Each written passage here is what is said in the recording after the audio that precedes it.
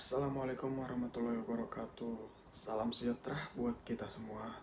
Shalom, Om Swastiastu, Namo Buddhaya, dan salam kebajikan. Di sini saya akan mempresentasikan analisis kasus ancaman, gangguan, hambatan, dan tantangan geostrategi atau ketahanan nasional.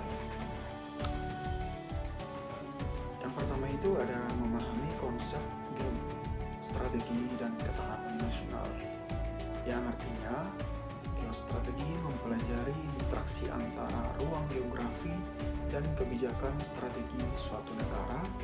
Ketahanan nasional mencakup kemampuan suatu negara untuk menghadapi segala bentuk ancaman, gangguan, hambatan, dan tantangan. Memahami kedua konsep ini penting untuk menjaga kedaulatan dan stabilitas negara. Selanjutnya itu ada ancaman. Yang pertama itu ada ancaman adalah segala sesuatu yang dapat membahayakan kepentingan nasional baik dari dalam maupun luar negeri.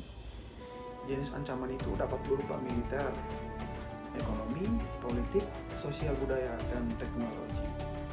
Contoh ancaman militer bisa kita ambil dari agresi negara lain, terorisme, dan konflik bersenjata. Contoh ancaman non-militer yaitu serangan cyber, krisis ekonomi global, dan radikalisme. Dan di sampingnya ada gambarnya ya teman-teman, boleh perhatikan. Selanjutnya itu ada gangguan. Definisi adalah gangguan merupakan faktor-faktor yang dapat menghambat atau menghalangi upaya pencapaian tujuan nasional. Jenis-jenis gangguan itu adalah bencana alam, kerusuhan sosial, dan pemberontakan internal. Selanjutnya itu ada hambatan. Definisi, jenis, dan contoh kasus. Definisinya ialah hambatan adalah faktor-faktor yang membatasi atau menghambat kemampuan suatu negara dalam mencapai tujuan nasionalnya. Jenis-jenis hambatan dapat berupa kendala geografis, kapasitas sumber daya, dan infrastruktur yang tidak memadai. Selanjutnya ada tantangan, definisi, jenis, dan contoh kasus. Yang pertama itu adalah ada definisi. Tantangan adalah segala kendala dan kesulitan yang harus dihadapi dan diatasi untuk mencapai tujuan nasional. Jenis tantangan bisa berupa lingkungan strategis, kemajuan teknologi, persaingan global yang semakin ketat.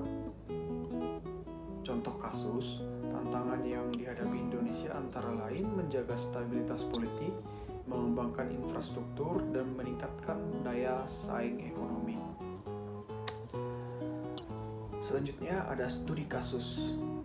Kita bisa melihat gambarnya ya teman-teman. Analisis situasi ancaman, gangguan, hambatan, dan tantangan.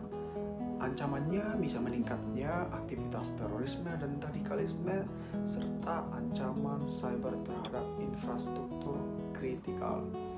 Gangguannya bisa menyebabkan bencana alam yang semakin sering terjadi, seperti kebakaran, hutan, banjir, dan gempa bumi. Selanjutnya itu strategi penanganan. Kita dapat berupaya menghadapi ancaman, gangguan, hambatan, dan tantangan. Contohnya, memperkuat sistem pertahanan dan keamanan, atau yang disebut peningkatan kapasitas intelijen, koordinasi antar lembaga yang lebih baik. Yang kedua itu ada meningkatkan ketahanan infrastruktur sosial ekonomi dan lingkungan, yang artinya melalui investasi strategi dan perencanaan yang komprehensif. Dan terakhir, boleh kita lihat ya teman-teman, ada gambarnya juga, kesimpulan dan rekomendasi.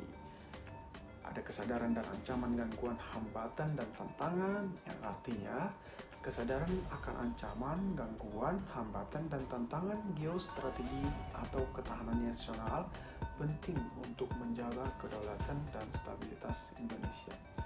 Yang kedua atau yang terakhir, strategi holistik dan koordinasi lintas sektor. diperlukan strategi holistik dengan koordinasi lintas sektor untuk memperkuat kapabilitas negara dalam menghadapi berbagai dinamika lingkungan strategis. Nah, demikian hasil presentasi yang saya sampaikan.